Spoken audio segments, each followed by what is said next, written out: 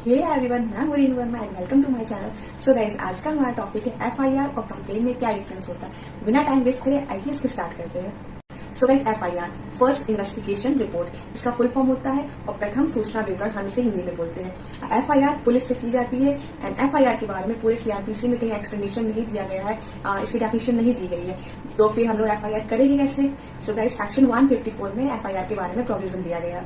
वहीं अगर कंप्लेन की बात की जाए तो कंप्लेन को हम हिंदी में शिकायत और परिवाद भी बोलते हैं। परिवाद इसका उर्दू वर्ड है। अब इसकी डेफिनेशन जो है वो सेक्शन 2D सीआरपीसी में दी गई है और जो इसका प्रोसेस स्टार्ट होता है वो सेक्शन 200 सीआरपीसी से इसका प्रोसेस स्टार्ट होता है। एंड जो हमारी कंप्लेन है, कंप्लेन हम मजिस्ट्रेट से करते हैं। सो गाइस, एफआईआर में जो सेक्शन 154 में जो प्रोविजन दिया गया, उस प्रोविजन में यह बताया गया है कि जो भी हमारा कॉग्नाइजेबल ऑफेंसेस होता है, कॉग्नाइजेबल ऑफेंसेस समझिए संज्ञेय मामला, जिसको हम लोग हिंदी में बोलते हैं, और या तो इजी लैंग्वेज में समझे तो गंभीर मामला, इसकी इन्फॉर्मेशन जब भी कोई भी पर्सन पुलिस को देता है तो पुलिस उस पर्सन जो होता है उस पर्सन के कंप्लेन के बिहाफ पे एक डॉक्यूमेंट प्रिपेयर करती है। एंड जो ये डॉक्यूमेंट होता है, यही डॉक्यूमेंट हमारा एफआईआर होता है। एंड कॉग्नाइजेबल ऑफेंसेस का मीन ये होता है कि पुलिस अधिकारी बिना वारंट के किसी भी पर्सन को अरेस्ट कर सकती है। बट गाइस, एफआईआर जो होती है, एफआईआर हमारी कॉग्नाइजेबल ही होती है। वहीं अगर कंप्लेन की बात की जाए तो कंप्लेन हमारा cognisable and non cognisable both दोनों ही होते हैं। एंड इसमें मजिस्ट्रेट कंप्लेन को रिसीव करता है। So guys, after FIR police investigation कर सकता है एंड अंडर सेक्शन 156 के तहत बिना मजिस्ट्रेट के वारंट के पुलिस इन्वेस्टिगेशन कर सकता है।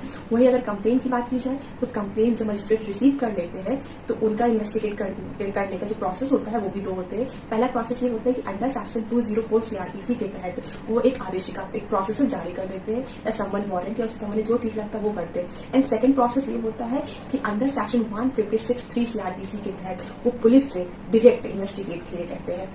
तो गाइस, कंप्लेन में सेक्शन 2D सीआरपीसी में एक बात और कही गई है कि सपोज करिए कि कोई एक पर्सन है, वो पुलिस अधिकारी के पास जाता है एंड पुलिस अधिकारी से के पास जाके एक कंप्लेन लिखवाता है एंड वो कंप्लेन को कॉग्नाइजेबल बताता है। ठीक है, अब जब कंप्लेन में पुलिस लिख लेता है तो उसके बाद वो इन्वेस्टिगेशन करता है। इन्वेस्टिगेशन के बाद पुलिस को पता चलता है ये केस जो हमारी केस है, ये केस हमारा तो नॉन कॉग्नाइजेबल है। इट मीन्स ये कॉग्नाइजेबल तो है ही नहीं, ये केस तो एफआईआर में आएगा ही नहीं। तो पुलिस अंडर सेक्शन 173 के तहत मजिस्ट्रेट को एक रिपोर्ट भेजती है। उस रिपोर्ट के अंदर ये लिखती है कि हमने इस केस की इन्वेस्टिगेशन की है और इस केस की इन्वेस्टिगेशन के बाद पता चला है कि ये जो केस है वो नॉन कॉग्नाइजेबल है, ये कॉग्नाइजेबल केस नहीं है। तो इस तरह के जो केसेस होते हैं तो पुलिस अधिकारी जब मजिस्ट्रेट को जो रिपोर्ट भेजती है वो कंप्लेन होती है। सो गाइस, आई होप आपको कंप्लेन और एफआईआर के बीच में डिफरेंसेस समझ में आ गया होगा।